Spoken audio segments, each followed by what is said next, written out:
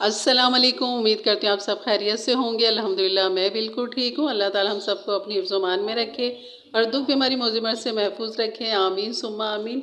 और आज मैं यहाँ आपको सिखाऊंगी गवार की फली, और बहुत मुख्तलिफ अंदाज से बनती है, लेकिन आज आप बनाएंगे मेरे अंदाज से, मेरे तरीके से। यहाँ मैंने फली को धो के और इसके ऊपर की नोक और नीचे की नोक को काट के इस तरह आपके सामने ये कटिंग कर रही हूँ। तो इस तरह छोटी छोटी सी इनको कटिंग कर लेनी है।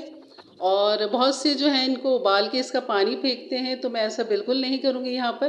तो बिस्मिल्लाहिर्रहमानिर्रहीम। यहाँ पर अब हम तैयारी करते हैं गवार की फली का मसाला।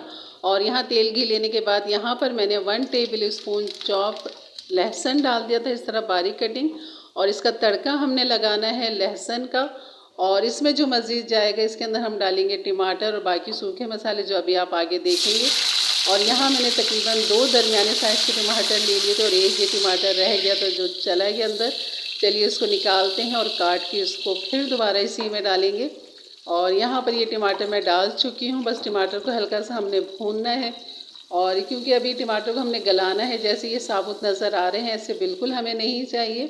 और यहाँ पर हम डाल देंगे मसाले, जिसमें हल्दी है 1 टीस्पून, नमक 1 टीस्पून, और ये है लहसुन की चटनी। और ये लहसुन की चटनी हमेशा मैं बना के रखती हूँ और बहुत सारे खानों में भी इस्तेमाल होता है, और वैसे भी हम मतलब चावलों के साथ, खिचड़ी तहारी के साथ भी खा सकते हैं।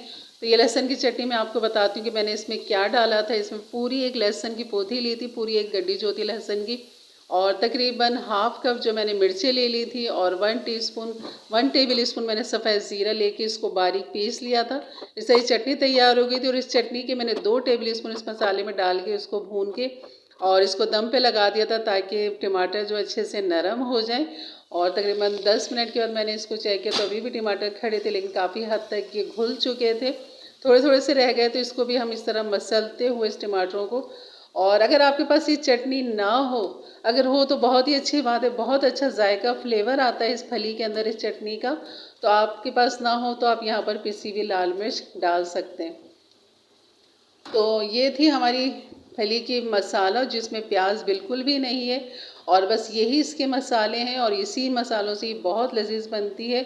आलू भी मैं इसमें काटूंगी और आलू भी डालूंगी, बगैर आलू के भी फली बनती है कि, और लेकिन यहाँ मुझे आलू ज़्यादा पसंद है, तो आलू के साथ में इस फली को बनाएंगे। और आप भी ज़रूर बनाइएगा।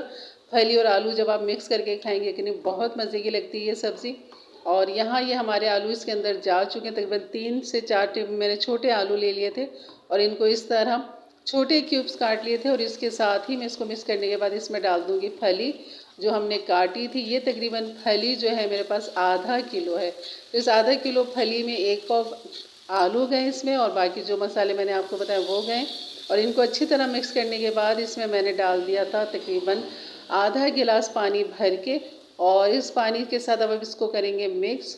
और इसमें खूब अच्छी सी हीट आ चुकी है, और इसमें मैं तेज़ आंच पे नहीं पकाऊंगी इसको, बिल्कुल मीडियम आंच पे हम रखेंगे। दम से थोड़ी सी तेज़ आंच पे मैं इसको रखूँगी, और ढक्कन पहले ढक के इसको थोड़ा सा तेज़ आंच पे 2 मिनट रखूँगी, उसके बाद दम पे लगा दूँगी दरमियानी आंच पे। तो आपने भी ऐसे ही पकाना है, इसको हल्की आंच पे आपने पकाना है।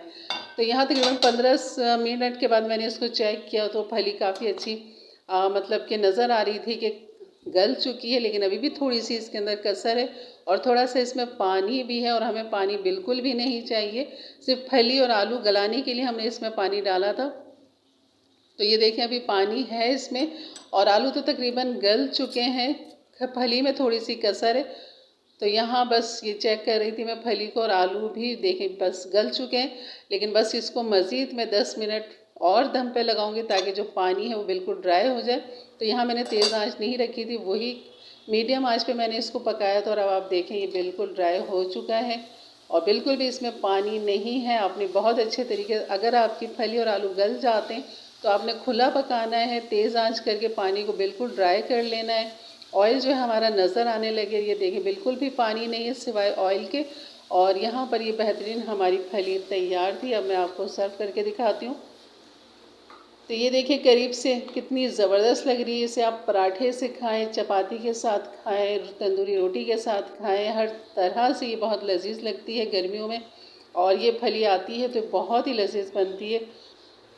और तकरीबन जितनी भी मैंने आपको अब तक सब्ज़ियाँ सिखाई, अल्हम्दुलिल्लाह आगे भी बहुत सारी सब्ज़ियाँ जो आपको सिखानी है, बतानी है, और उनका तरीका बिल्कुल अंदाज़ आप मेरे तरीके से बनाएंगे लेकिन वही मज़ा आपके दस्तरखान के, आपके किचन में, आपके हाथों में आएगा इंशाल्लाह।